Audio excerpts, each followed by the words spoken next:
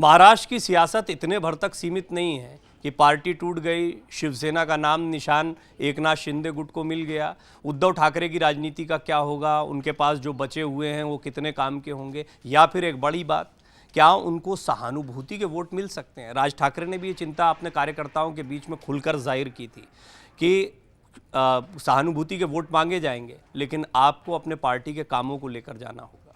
बहरहाल ये सहानुभूति क्यों आ रही है? कोर्ट ने राज्यपाल की भूमिका को लेकर, या एकनाथ शिंदे 3 साल तक पहले सरकार में रहते हैं और फिर अलग हो जाते हैं, बगावत कर देते हैं, इस सब को लेकर कुछ तल्ख टिप्पणियां की हैं। इस पर बातचीत करने के लिए वरिष्ठ पत्रकार हर्षवर्धन त्रिपाठी जी मेरे साथ मौजूद हैं, वरिष्ठ पत्रकार सुमित अवस्थी जी भी हमारे साथ मौजूद हैं। आप दोनों का सबसे पहले बहुत स्वागत है। त्रिपाठी जी, शुरुआत आपसे करना चाहूँगा। आपको लगता है कि उद्धव ठाकरे को लेकर एक सहानुभूति का माहौल तो बन रहा है? एक तो पार्टी में फूट हुई, दूसरा ठाकरे सरनेम भी उनके साथ है, जिसकी कमी एकनाथ शिंदे बहुत लंबे समय से महसूस कर रहे हैं, प्रयास करते रहे राज ठाकरे, निहार ठाकरे, स्मिता ठाकरे, कोई ना कोई ठाकरे आ जाए। तो कुछ कमियां आपको लग रहा है कि एकनाथ शिंदे को बेशक अभी निशान मिल गया, नाम मिल गया, लेकिन फिर भी चुनौतियां कम नहीं हुई? नहीं, निश्चित तौर पर भारत में जिस तरह की राजनीति होती है उसमें परिवारवादी राजनीति का वर्चस्व रहा है, और लंबे समय से, यानी आप कुछ भी कह लें, भ्रष्टाचार के आरोप लगे, दुनिया भर के आरोप लगते हैं, लेकिन फिर भी जनता उस पार्टी के साथ जाती है।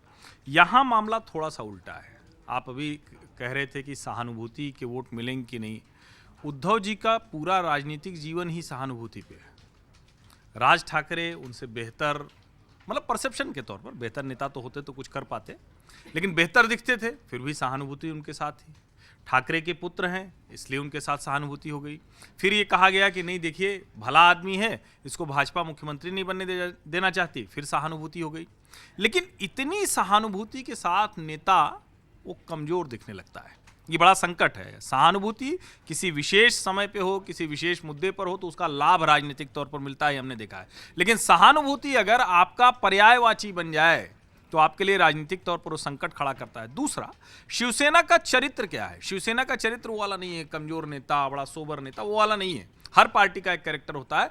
उस कैरेक्टर के लिहाज से एकनाथ शिंदे बड़े शानदार नेता होते हैं। अब जाहिर है, जब जिसको हम कहते हैं कि बीएमसी का चुनाव और विधानसभा चुनाव, तो पहले बीएमसी वाले में तय होगा। लेकिन इतना तो जरूर है कि जो शिवसेना पहले थी वो शिवसेना नहीं रह गई, पहली बात। दूसरी बात ये कि सहानुभूति के नाम पर शिवसैनिकों का वोट, हिंदुत्व का वोट हासिल कर पाएंगे। सहानुभूति के नाम पर सेकुलर और कुछ लॉयल्टी वाला वोट उनको भले मिल जाए, दूसरा वोट मिलता मुझे दिखता नहीं है। क्या उद्धव ठाकरे खत्म हो रहे हैं, या आपको लगता है कि उद्धव ठाकरे के पास वापसी का एक मौका है, खास तौर पर एक ऐसे समय पर जब कोर्ट ने भी, सुप्रीम कोर्ट ने भी कई गंभीर सवाल खड़े किए हैं, राज्यपाल की भूमिका को लेकर सवाल खड़े किए हैं। ये भी कहा गया कि एकनाथ शिंदे को 3 साल तक क्या कोई दिक्कत नहीं हुई, अचानक से कैसे दिक्कत हो गई, और एनसीपी और कांग्रेस जो है वो साथ में खड़े हुए हैं उद्धव ठाकरे के। आपको लगता है कि उद्धव ठाकरे की राजनीति अब भी बची हुई है?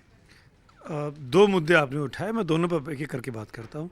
देखिए, हिंदुस्तान की राजनीति में कभी कोई नेता ख़त्म नहीं होता है। इसको आप तय रख करके, जिसको आप कहते हैं कि ये ख़त्म हो गया, वो कुछ दिनों के बाद, कुछ अरसे के बाद अचानक लौटता है और बड़ा हो जाता है। जैसे लालू यादव के बारे में कहा गया था, जैसे मुलायम सिंह यादव के बारे में कहा गया। लेकिन वो ना नेता ख़त्म हुए, ना पार्टियाँ ख़त्म हुई, आज भी चल रही हैं, अब उनके बेटों के द्वारा चलाई जा रही हैं।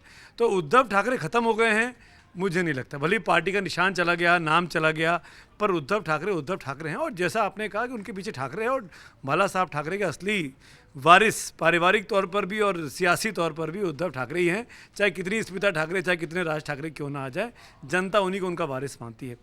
हर्षवर्धन जी की बात से 100% सहमत हूँ कि सहानुभूति आपको सत्ता तक तो ला सकती है, लेकिन सत्ता चलाने के लिए आपको अनुभव होना चाहिए, आपके अंदर लीडरशिप क्वालिटीज़ होनी चाहिए, आप एक अच्छे एडमिनिस्ट्रेटर होने चाहिए। ये आपको साबित करना पड़ता है। क्या उद्धव ठाकरे साबित कर पाए? वो उद्धव ठाकरे जो अपनी ही पार्टी के 40 विधायकों को संभाल के नहीं रख पाए, क्या वो पूरी की पूरी प्रदेश को चला पाएंगे? ये एक बहुत बड़ा सवाल है। मतलब उद्धव ठाकरे के नीचे से एकनाथ शिंदे 40-50 विधायक लेके चले जाते हैं, बॉम्बे से सीधे सूरत होते हुए गुवाहाटी, और आप कह रहे हैं कि हम कुछ नहीं कर सकते हैं। मैं तो ऐसी लाचार हूँ। मतलब मुझे लगा कि वो सहानुभूति पाने के लिए गेम हो रहा था कि भाई मैं क्या करूँ बताओ, विक्टिम कार्ड खेल के मुझे कुछ मिल जाएगा।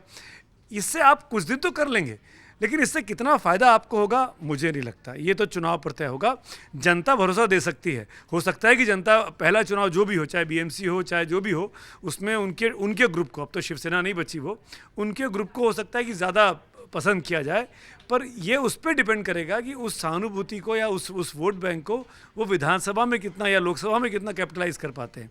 ये बहुत बड़ी चुनौती, दोनों अलग अलग चीज़ें हैं, तब तक इनको परख भी लिया जाएगा। दूसरी चीज़, सुप्रीम कोर्ट की टिप्पणी पर मैं ज़रूर एक टिप्पणी करना चाहता हूँ।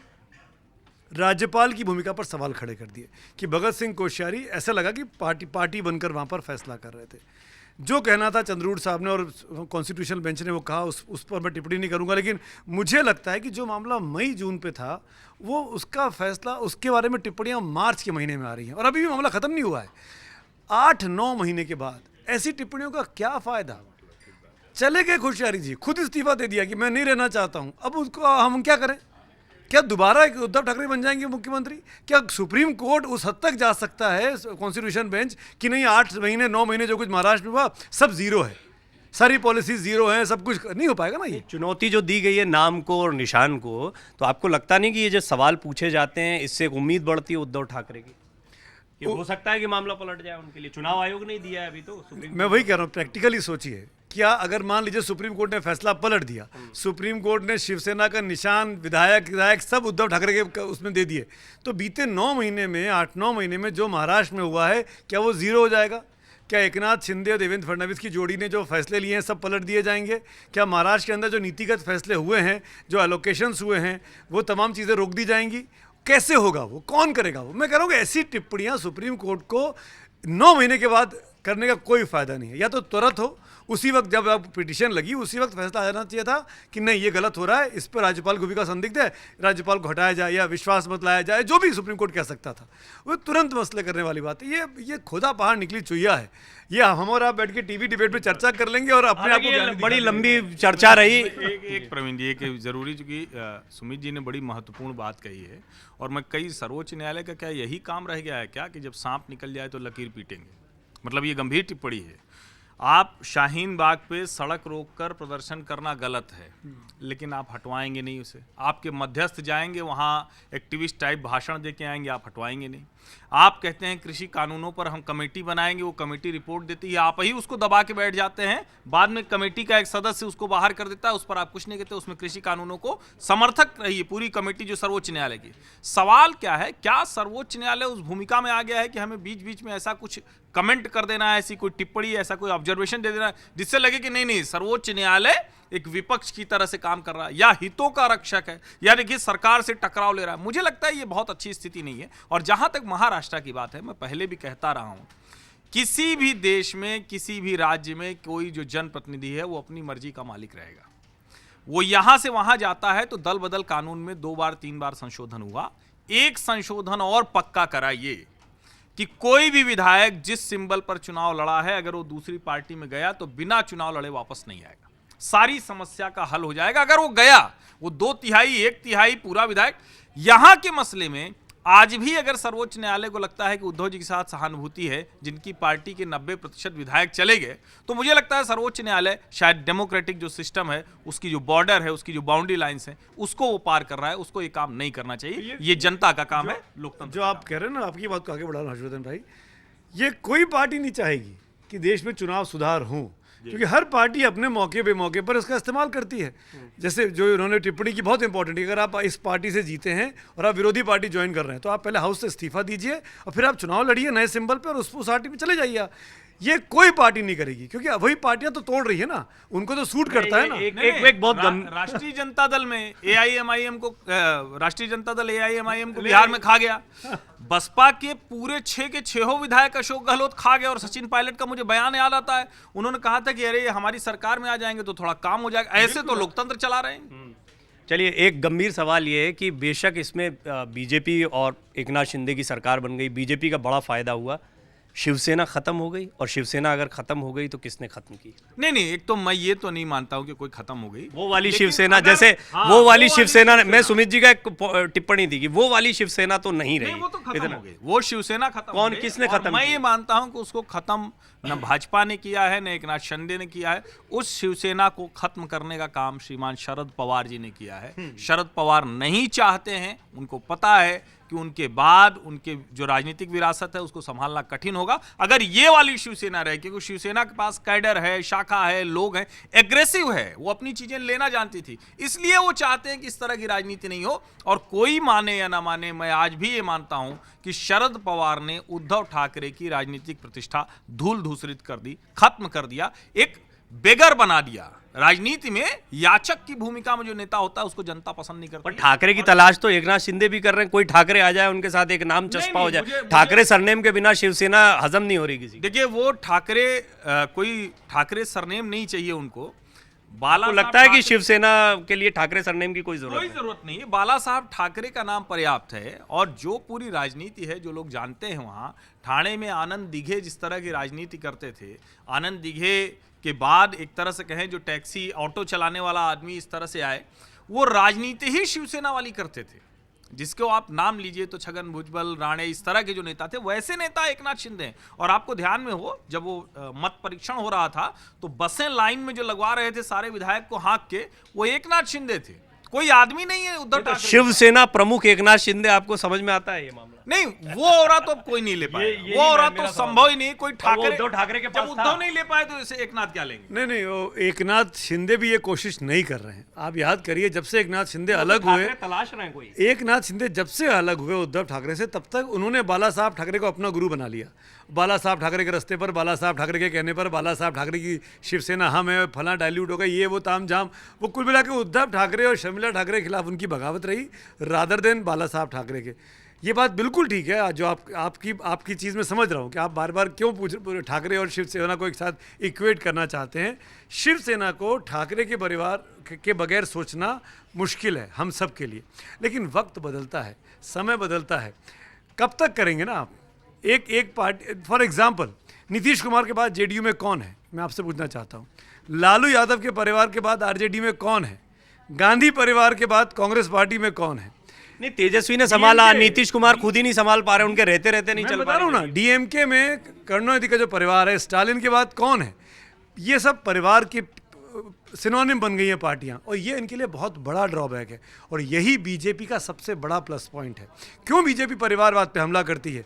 इस बीजेपी में नड्डा भी राष्ट्रपति अध्यक्ष बन जाते हैं, मोदी भी बन जाते हैं, बंगारू लक्ष्मण भी बन जाते हैं, जनक कृष्णमूर्ति भी बन जाते हैं, और कुशाभाऊ ठाकरे भी बन जाते हैं। ये वो भाजपा है। मैंने अडवाणी और वाजपेयी का नाम लिया नहीं अभी, मैं दो बड़े नेताओं के नाम लिए नहीं हैं। क्या ये संभव है राबड़ी देवी की पार्टी में? क्या ये संभव है स्टालिन की पार्टी में? क्या ये संभव है महबूबा मुफ्ती की पार्टी में? नहीं है। इसीलिए शिंदे को एक ठाकरे की ज़रूरत है, क्योंकि इस जनरेशन को तो केटर करना है ना। वोट तो ये जनरेशन देने आएगी ना।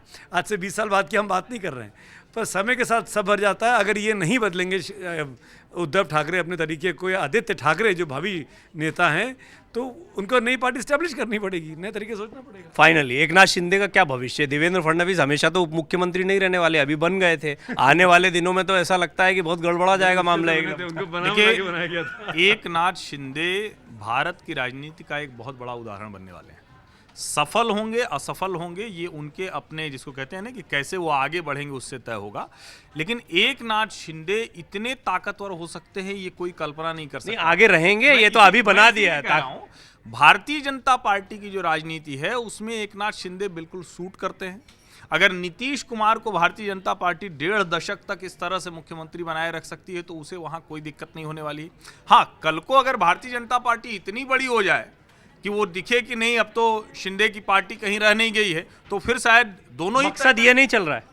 नहीं, मकसद तो हर पार्टी का होता है बड़ा होना, ये बहुत क्लियर है। जेपी नड्डा साहब ने पटना में कहा था सारे क्षेत्रीय दल खत्म हो जाएंगे। उद्धव ठाकरे को मुख्यमंत्री नहीं बनाया भाई, कुर्सी नहीं दी, जबकि उनके पुराने पार्टनर थे। और होना भी चाहिए, हर पार्टी को बड़ा होने का अधिकार है, लेकिन बड़ा होने का अधिकार कैसे तय होगा? आप जमीन पर हैं, आपके कार्यकर्ता हैं, आपके पास कार्यक्रम है और उसको लेके चलने वाला एक नेता है। जिसके पास ये होगा वो कर पाएगा, जिसके पास नहीं होगा वो उद्धव जी की तरह आंसू बहाएगा कि मैं जब बीमार था तो हमें हॉस्पिटल में देखने के बजाय हमारी पार्टी लेके चले गए। एक चीज और मैं बोलना चाह रहा हूँ कि अभी जो उपचुनाव हुए, पुणे की मैं सीट का नाम भूल रहा हूँ, जो कांग्रेस पार्टी ने, कस्बा पेट में कांग्रेस की जीत की बहुत बड़ी वजह, आपकी जो सवाल थे ना, वही है कि जो सो कॉल्ड ठाकरे का जो वोट बैंक है, शिवसेना का जो वोट बैंक है, वो खुलकर कांग्रेस के साथ खड़ा हो गया। इसीलिए बीजेपी वो सीट 3 दशक के बाद, 28 साल के बाद या 32 साल के बाद, है ना, ऐसे कुछ है, वो सीट हारी।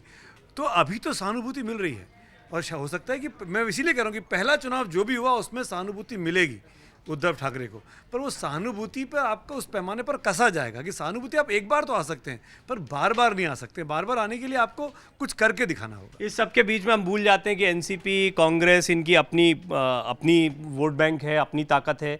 तो महाराष्ट्र में आने वाले चुनाव बहुत दिलचस्प होने वाले हैं और इसमें बीजेपी, एकनाथ शिंदे, उद्धव ठाकरे सभी संघर्ष करते दिखाई देंगे। आपको क्या लगता है, उद्धव ठाकरे की सियासत अभी बरकरार है? क्या वो वापसी कर सकते हैं? क्या सहानुभूति के वोट उनको मिल सकते हैं? या फिर एकनाथ शिंदे उस शिवसेना को, जो बाला साहब ठाकरे की शिवसेना है, ज़मीन पर है, शाखाएं हैं, तमाम चीज़ें, उन पर भी अपना कब्जा करने में या अपनी ताकत वहां पर भी दिखाने में कामयाब होंगे? अपने कमेंट जरूर करें। डाउनलोड करें अमर उजाला ऐप और पाएं खबरें लगातार। अगर आप ये वीडियो YouTube पर देख रहे हैं तो हमारे चैनल को सब्सक्राइब करें और बेल आइकन को दबाना ना भूलें। अगर आप Facebook पर ये वीडियो देख रहे हैं तो हमारे पेज को लाइक करें।